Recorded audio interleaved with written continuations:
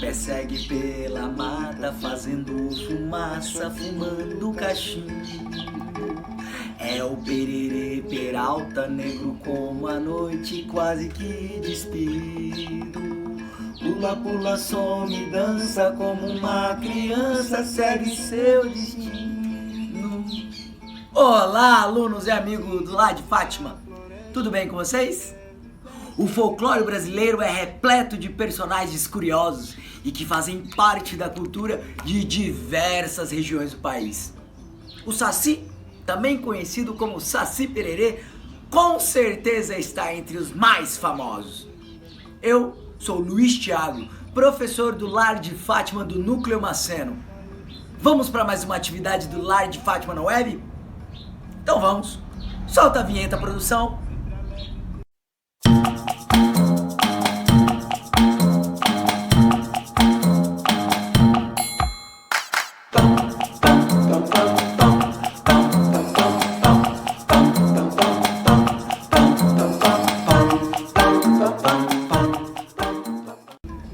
Nesta videoaula, vamos aprender um pouco sobre o folclore brasileiro e, em particular, o Saci Pererê, um personagem muito esperto e travesso no folclore.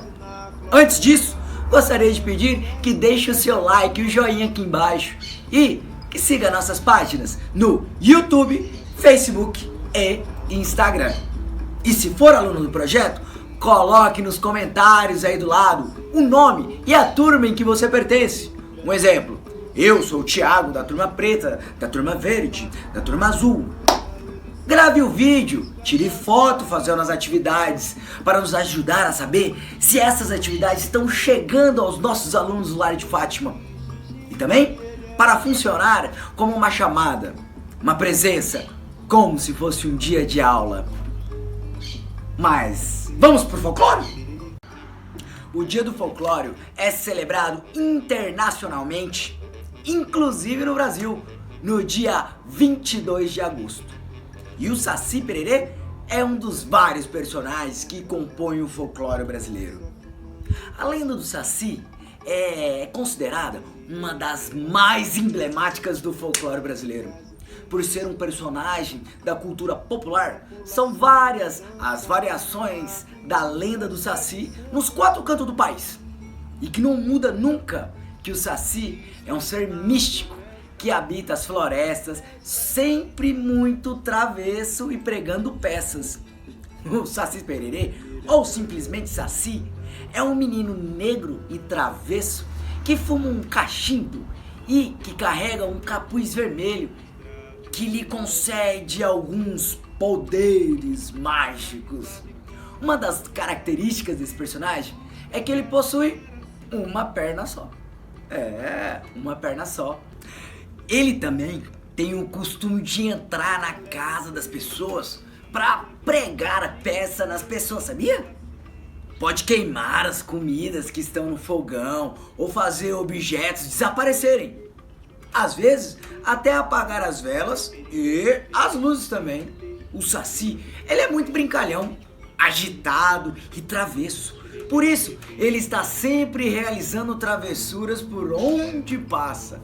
Ele gosta de bagunçar a crina dos cavalos durante a noite, fazendo tranças. Esses são os sinais de que o Saci passou por ali.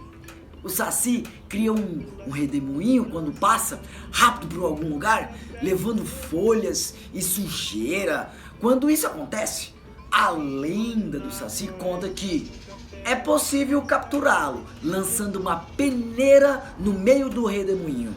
Então, quem capturar deve retirar o seu gorro e colocá-lo dentro de uma garrafa. Além de suas travessuras, é importante notar que o Saci tem o domínio das matas, por isso possui outra função denominada farmacopeia. Farmacopeia? O Saci é um guardião das ervas e das plantas medicinais. Ele conhece suas técnicas de preparo, utilização acerca de medicamentos feitos a partir das plantas. Ele é um médico?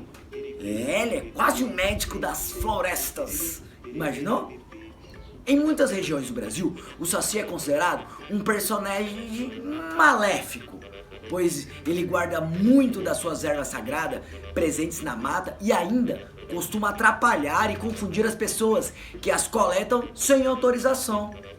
Você viu? Acredita-se que o Saci nasceu de um broto de um bambu, permanecendo ali até os 7 anos de idade. Após esse período, vive mais 77, praticando suas travessuras entre os humanos e os animais. Por fim, ao morrer, o Saci torna-se um cogumelo venenoso. Sinistro. Esse tem 3 anos, ainda fica aí uns 4 anos. Isso tudo é? Depois de 7 anos aí dentro, a gente sai pra viver mais 77 anos. A origem do Saci Pererê. Originária nas tribos indígenas do sul do país. A lenda do Saci Pererê existe desde os fins dos tempos coloniais, desde a época que os portugueses estavam aqui. O termo Saci, oriundo do termo tupi saci, que representa o nome de um pássaro. Esse pássaro é conhecido pelos nomes de Saci, Matim Pererê ou Martim Pererê, em tupi, Matintá Pererê. Ele é cantado em todas as regiões brasileiras e por isso histórias modificam conforme o local onde é contado. Em alguns lugares, esse personagem possui nomes diferentes como Saci Sererê, Matim Pererê, Matinta Perê, Saci Sassura e Saci Tinque. Inicialmente, o Saci era retratado como um personagem negro, endiabrado, que possuía 2 pernas e um rabo. 2 pernas e um rabo? No começo da lenda ele tinha 2 pernas e um rabo. A partir da influência africana no país, ele perdeu a perna lutando capoeira e também herdou um pito, uma espécie de cachimbo, e ganhou, na mitologia europeia, um gorrinho vermelho. Na origem da lenda do Saci, ele era o protetor da floresta. Até no século XX, a lenda do Saci era muito conhecida nas músicas, mas por meio de Monteiro Lobato, ele ganhou nova importância e dimensões. Este é um famoso escritor que começou no século XX, que ficou famoso por criar uma das histórias infantis mais conhecidas do Brasil. Quem não conhece? O Sítio do Pica-Pau Amarelo. A associação de Monteiro Lobato com a lenda do Saci se iniciou-se lá em 1917, quando o escritor realizou um inquérito no jornal O Estado de São Paulo, com o objetivo de colher respostas dos leitores a respeito do que eles sabiam ou tinham ouvido falar sobre ela. O retorno foi considerável e Monteiro Lobato recebeu dezenas de respostas dos leitores do jornal. Com base nessas respostas, o escritor folclorista sistematizou a lenda do Saci para dar origem ao livro Saci Pererê, resultado no inquérito público de 1918. Esse livro foi o primeiro no Brasil sobre a lenda do Saci e foi responsável por espalhar por diversas regiões que não a conheciam. Em 1921, Monteiro Lobato adaptou a lenda para a publicação infantil ao publicar O Saci, livro que faz parte da coleção O Sítio do Pica-Pau Amarelo. E na música? Em 1912, o compositor brasileiro Heitor Villa-Lobos escreveu Marcha Saci, quinta parte de sua suíte para piano. O compositor, assim como outras das mesmas peças, inspirado no folclore musical brasileiro. Francisco Mignoni também deu o nome de Saci à sexta parte de seus estudos transcendentais para piano de 1931. Na música popular, a primeira referência ao personagem dada em 1909, ano da composição de Saci Pererê, da Chiquinha Gonzaga, gravado pela dupla Os Geraldos. E no esporte, você sabia que o Saci Pererê também tá no meio do esporte? O quê? Você não sabia? Então, o Saci, ele é mascote dos clubes Esporte Clube Internacional. É, o Internacional, o Saci é o personagem, é o mascote deles. E nas Forças Armadas? O que, professor? O que o Saci tem a ver com Força Armada? Então, o Saci, por suas características de esperteza e agilidade, é o símbolo da Seção de Instruções Especiais da Academia Militar das Agulhas Negras, localizada em Resende, no estado do Rio de Janeiro, do Brasil. E nas histórias em quadrinhos? Ziraldo criou em 1958 a Turma do Pererê, em que o Saci contracenava com o índio Tuninim, a onça pintada Galileu e outros personagens. A história foi originalmente publicada na revista O Cruzeiro.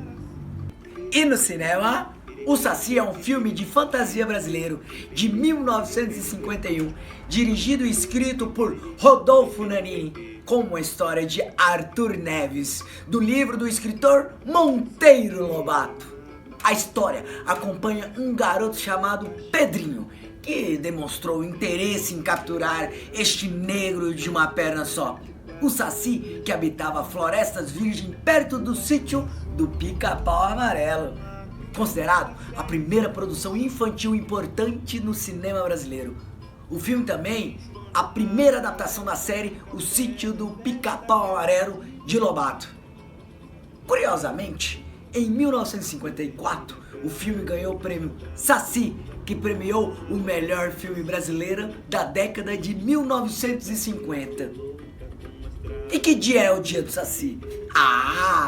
Foi boa pergunta, eu escutei daqui. O dia do Saci, em 2005, foi instituído o Dia do Saci no Brasil, comemorado no dia 31 de outubro, a fim de restaurar a figura do folclore brasileiro.